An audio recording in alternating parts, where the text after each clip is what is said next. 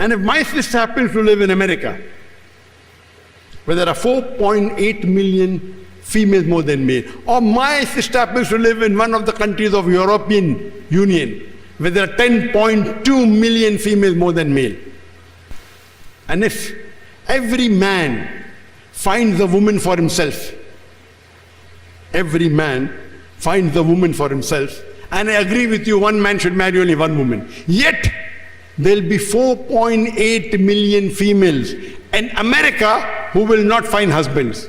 There'll be 1.2 million females in Germany who will not find husbands. There will be 10.2 million females in Bangladesh who will not find husbands. There'll be 4.2 million females in Bangladesh who will not find husbands. There'll be 10 million females in Russia who will not find husbands. There'll be 10.2 million females in European Union who will not find husbands.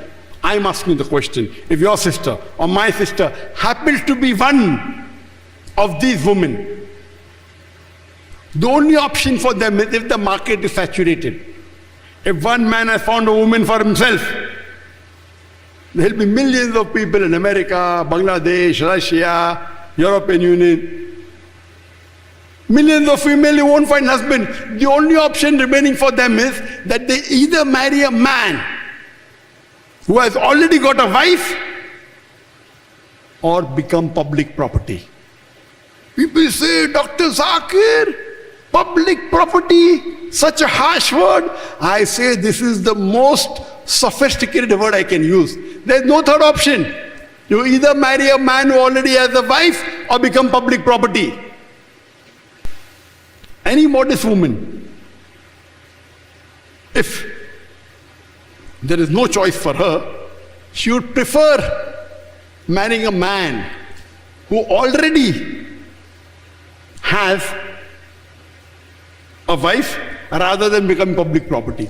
In USA, having mistresses is common. On an average, a man, before he marries a woman, he has 6 sexual partners.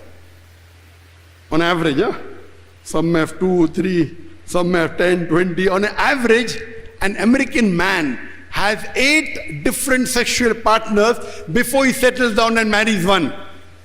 The statistic doesn't say after he marries how many more does he have. That's not mentioned. So I don't know about it. But before an American man marries a woman, he has 8 different sexual partners. So having mistresses in America is common. 5, 10, 20, 100, no problem. But if you have more than one legal wife, they have a problem. When you are mistress, a woman is degraded.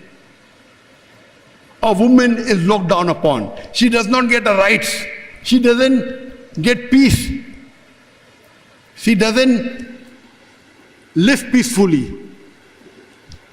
On the other hand, in Islam, if a woman marries a man who already has a wife, she gets her due rights, she is respected, she gets honor, she is not disgraced, she can walk with her head up. So, in America, having mistress is no problem, law allows you, no problem. Having legally married wife more than one, they have a problem. So if we analyze, the only solution for a man, for a woman, if the market is saturated, she either marries a man who already has a wife or gets public property. I know, generally, no woman would like to share a husband. I know that. But a Muslimah who has knowledge of Islam, she would not mind sharing a husband to prevent a sister from becoming public property. Everyone doesn't have to do small. Normally the percentage of increase is only 0.5%. That is 50 in every 1,000, approximately. So in Islam, if a woman who has the true knowledge of the deen, she would not mind sharing a husband to prevent a sister from becoming public property. So one of the reasons is that by nature women are normally more than men. That's the reason you find more widows in the world than widowers. The woman without husband, that husband has died, is much more than a man whose wife has died. Because the life expectancy of a woman is much more.